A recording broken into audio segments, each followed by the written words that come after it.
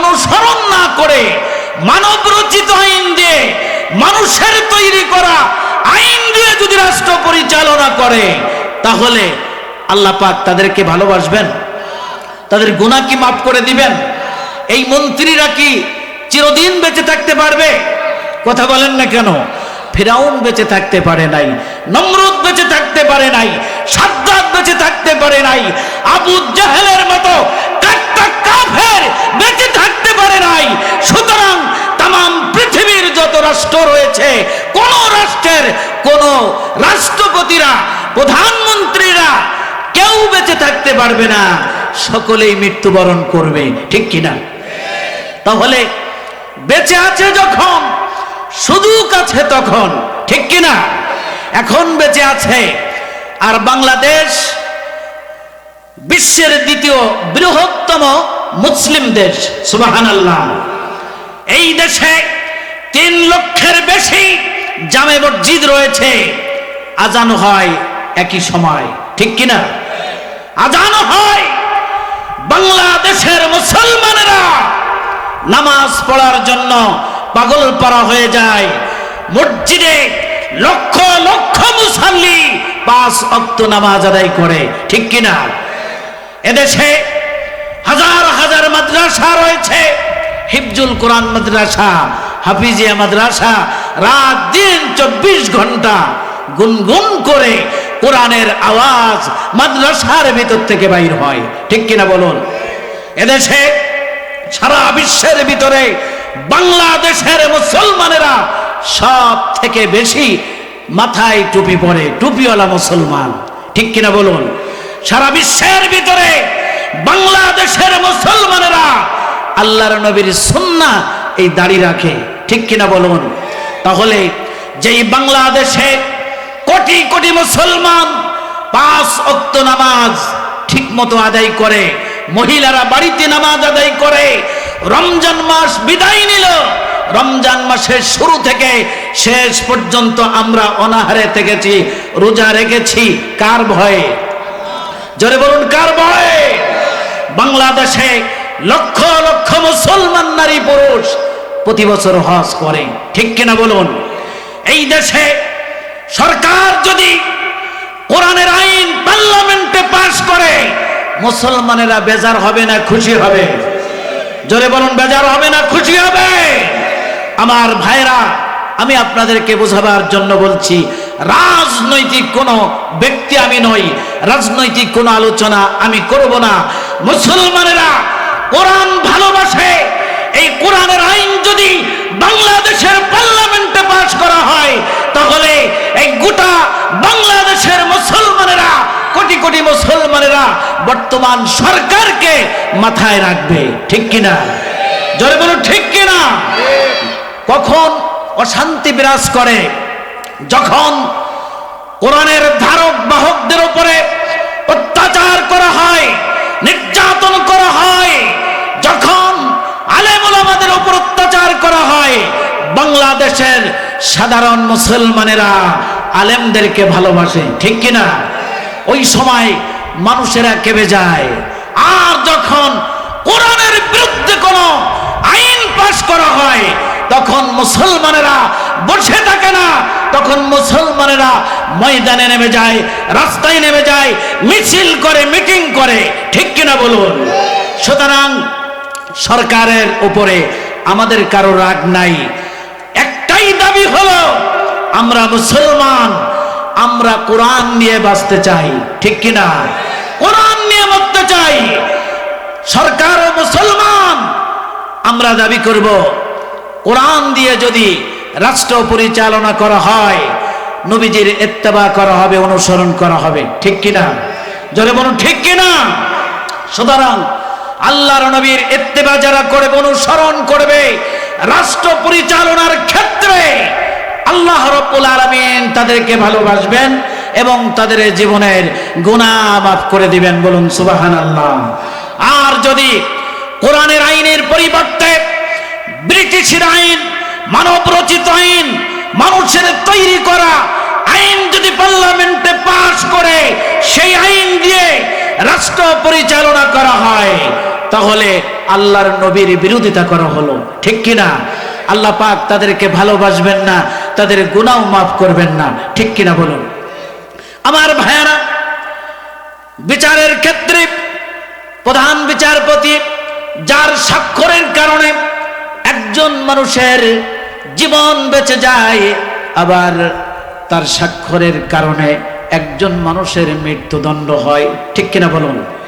আজ এদেশে যদি কোরআনের আইন থাকতো, কোরআন দিয়ে যদি বিচার ফয়সালা করা হতো, তাহলে সাধারণ মানুষ জুলুমের শিকার হতো না, ঠিক কিনা বলুন? আমার ভাইরা, আপনাদেরকে আমি বলতেছিলাম আল্লাহর রসুলকে অনুসরণ করতে হবে। আল্লাহ রসুল তিনি রাষ্ট্রপ্রধান ছিলেন, রাষ্ট্র পরিচালনা করেছেন। কোরআনে কারীম সূরা আল আরাফ 54 নম্বর আয়াতে আল্লাহ রাব্বুল আলামিন বলেন, এত সুন্দর করে আল্লাহ রাব্বুল আলামিন বিশ্বের মানুষদেরকে আল্লাহ রাব্বুল আলামিন বুঝাই দিয়েছেন, শোনো ও পৃথিবীর মানুষেরা, সৃষ্টি যার, আইন চলবে তার, ঠিক কিনা? সৃষ্টিকার সরকার কিছু সৃষ্টি করেছে, তাহলে সরকার কেন আইন বানাবে আর সরকারের আইন কেন মানতে হবে? আলা লাহুল খালকু ওয়াল আমর আয়াত বলেছি, সূরা আল আরাফের 54 নম্বর আয়াত। আলা লাহুল খালক, সৃষ্টি যার, আইন চলবে কার? তাহলে আল্লাহর আইনের কথা বললে আপনারা রাগ করেন কেন, অসন্তুষ্ট কেন? আল্লাহর আইন চলবে এ কথা কি মানুষের না আল্লাহ? আলা লাহুল খালকু ওয়াল আমর, সৃষ্টি যার, আইন চলবে তার। সৃষ্টি করেছেন আল্লাহ, আইন চলবে আল্লাহ। ব্রিটিশের আইন দিয়ে এদেশ পরিচালনা করলে মুসলমানেরা খুশি হতে পারে না, ঠিক কিনা? জোরে বলুন, ঠিক কিনা? বলতেছিলাম বিচার ফয়সালার ক্ষেত্রে আল্লাহ রসুলকে অনুসরণ করতে হবে। নবীজি বিচারক ছিলেন, তিনি বিচার করেছেন, ফয়সালা করেছেন কি দিয়ে? কথা বলেন। আল্লাহ রাব্বুল আলামিন নবীজির উপর আয়াত নাজিল করেছেন, সূরা আল মাইদা 44 নম্বর আয়াত, 45 নম্বর আয়াত আল্লাহ রাব্বুল আলামিন নাজিল করেছেন নবীজির উপরে। আমার ভাইয়েরা, আল্লাহ রাব্বুল আলামিন বলেন, ওয়া কাতাবনা আলাইহিম ফিহা আন্নান নাফসা বিন নাফসি ওয়াল আইনা বিল আইনি ওয়াল আনফা বিল আনফি ওয়াল উযুনা বিল উযুনি ওয়াস সিন্না বিস সিন্নি ওয়াল জুরুহা কিসাস।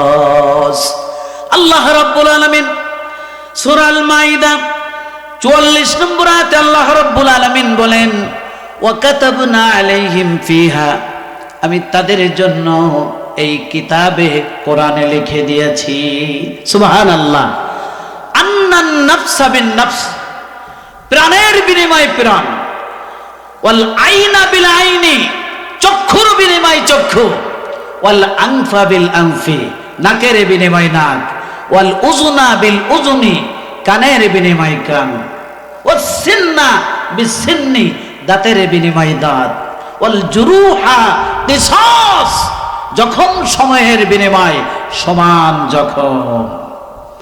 আল্লাহ রাব্বুল আলামিন আয়াত নাজিল করলেন, নবীজি কোরআনের আয়াত পার্লামেন্টে পাশ করলেন, বলুন সুবহানাল্লাহ। কোরআন দিয়ে বিচার ফয়সালা শুরু হলো, আন্নান নাফসা বিন নাফসি, প্রাণের বিনিময়ে প্রাণ। আপনারা শুনছেন? তার মানে কি? যদি কেউ কাউকে হত্যা করে তাহলে তাকে হত্যা করে দাও। আইন যখন পার্লামেন্টে পাস করা হলো, একজন ব্যক্তি আর একজন ব্যক্তিকে হত্যা করলো। কিভাবে হত্যা করেছে? ছুরি দিয়ে হত্যা করেছে, গলা কেটে দিয়েছে। বিচার হবে কি? যেভাবে তাকে ছুরি দিয়ে গলা কেটে দিয়েছে, হত্যা করেছে, ঠিক সেইভাবে তাকে হত্যা করো। জনসমুদ্রে হাজার হাজার মানুষের সামনে যখন তাকে ছুরি দিয়ে হত্যা করা হলো, লোকেরা সাবধান হয়ে গেল, না কোরআনের আইন পার্লামেন্টে পাশ করা হয়েছে, এটা সাধারণ মানুষের জন্য নয়। একজন মন্ত্রীও যদি কাউকে হত্যা করে, ওই মন্ত্রীর উপরে এই আয়াত বর্তাবে, এই আয়াত দিয়ে মন্ত্রীর বিচার করা হবে, ওই মন্ত্রী বাঁচতে পারবে না। ঠিক কিনা বলেন? জোরে বলেন ঠিক কিনা? কোটিপতি হলে কি হবে? যদি কাউকে হত্যা করো, হত্যার বিনিময়ে তোমাকে হত্যা করা হবে, তখন কোটিপতি মানুষ চিন্তা করলো টাকায় বাঁচা যাবে না, এটা কোরআনের আইন, এটা সকলের জন্য সমান। ঠিক কিনা বলুন? জোরে বলুন ঠিক কিনা? কম বেশি আছে নাকি কারো জন্য? সূর্য যেমন তাপ দেয় সকলের জন্য, হিন্দু বৌদ্ধ ইহুদি খ্রিস্টান মুসলমান সকলের জন্য আল্লাহর সৃষ্টি সূর্য সমান। ঠিক কিনা বলেন? চাঁদ আলো দেয় সকলের জন্য। ঠিক কিনা? বৃষ্টি হয় সকলের জন্য। বেছে বেছে কিছু মানুষের খেতে বৃষ্টি হবে আর কিছু মানুষের হবে না, এমনটি হয় না। আল্লাহর সব কিছু যেমন সমান, আল্লাহর কোরআনের আইনটাও সকলের জন্য সমান। ঠিক কিনা আমার ভাইয়েরা? তাহলে জীবনের বিনিময় জীবন, চক্ষুর বিনিময় চক্ষু। মানুষ মানুষের চক্ষু নষ্ট করে দেয়। ঠিক কিনা বলেন? কারো চক্ষু যদি নষ্ট করে দেয়, যেভাবে নষ্ট করেছে ঠিক সেইভাবে তার চক্ষু নষ্ট করে দিলে আর কেউ কারো চোখে হাত দিবে না। ঠিক কিনা বলেন? কোরআনের আইন কত সুন্দর। এজন্য আমরা মুসলমানেরা, ইমানদারেরা, আমরা চাই আল্লাহর এই কোরআন পার্লামেন্টে চলে যাক। ঠিক কিনা? কোরআন দিয়ে বিচার ফয়সালা হোক, এটা আমরা চাই কিনা?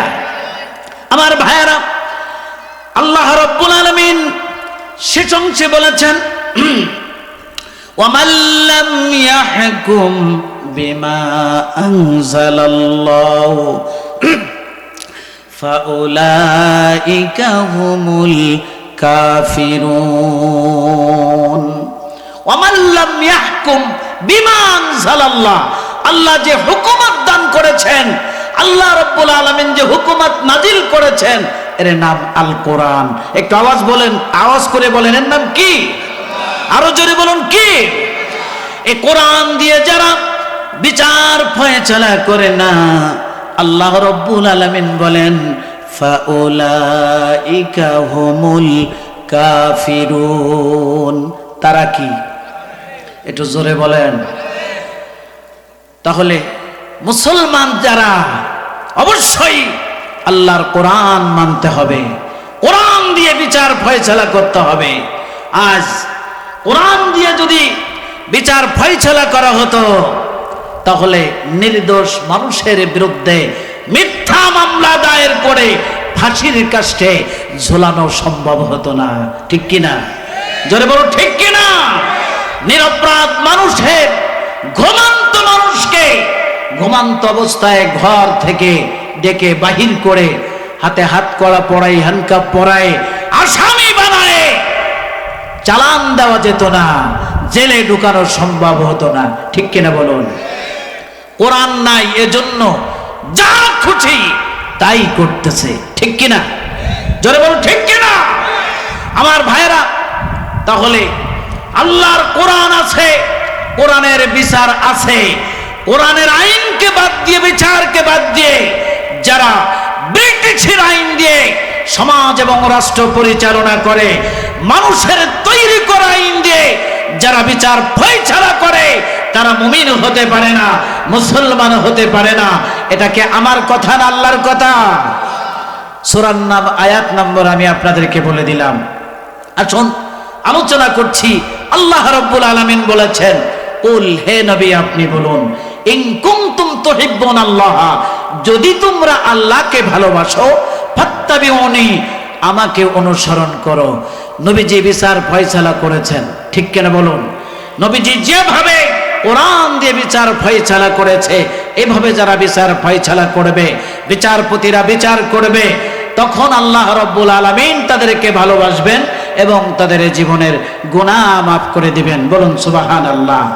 আর যদি কোরআন দিয়ে বিচার ফয়সালা না করা হয়, আল্লাহ তাদেরকে ভালোবাসবেন না, তাদের গুনাহও মাফ করবেন না। ঠিক কিনা বলুন? আলোচনা কি আপনারা শুধু শুনবেন না, বোঝারও চেষ্টা করবেন? বুঝতে গেলে মনোনিবেশ কোরআনের দিকে আনতে হবে। আমি কি গল্প করছি? আপনাদের ভালো লাগছে?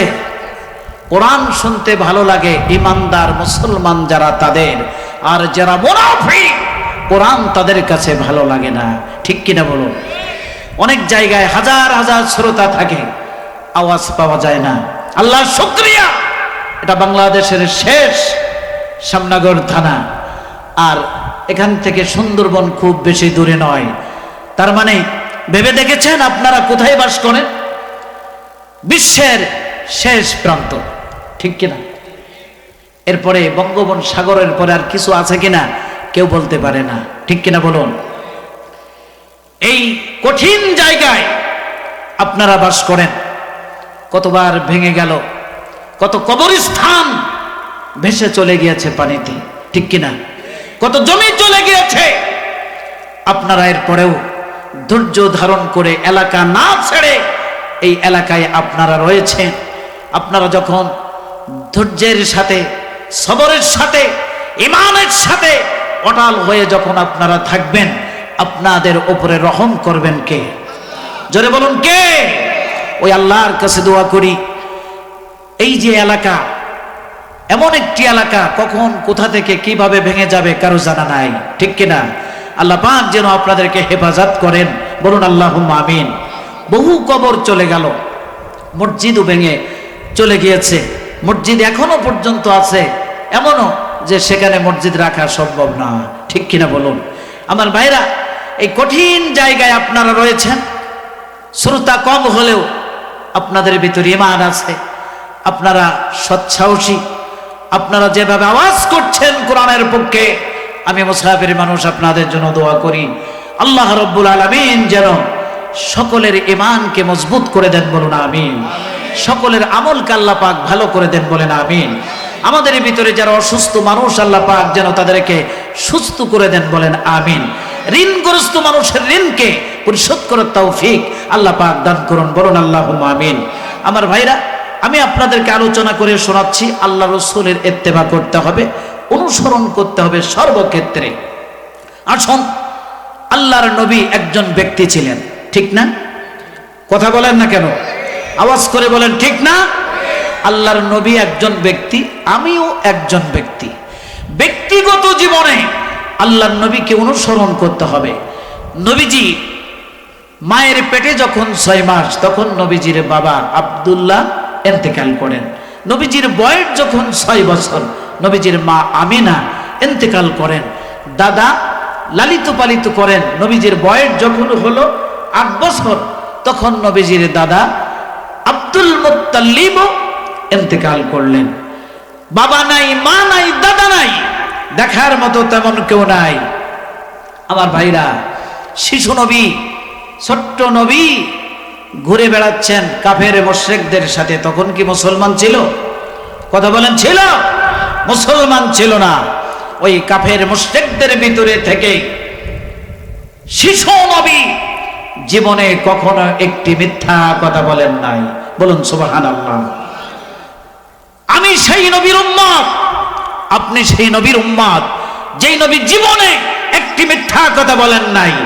তাহলে ওই নবীর উম্মত আমি কি মিথ্যা কথা বলতে পারবো? আপনি মিথ্যা কথা বলতে পারবেন? তো মিথ্যা ছাড়া সত্য কথা বলে এমন মানুষ পাওয়া কঠিন। ঠিক কিনা বলেন? জোরে বলেন ঠিক কিনা? মিথ্যা কথা বলা যাবে না। নবীজিকে অনুসরণ করতে হবে। যে আমার নবী জীবনে একটি মিথ্যা কথা বলেন নাই, আমি মিথ্যা কথা বলবো না। আমার কলিজার টুকরা ছেলে মেয়েদেরকে মিথ্যা কথা বলা শেখাবো না।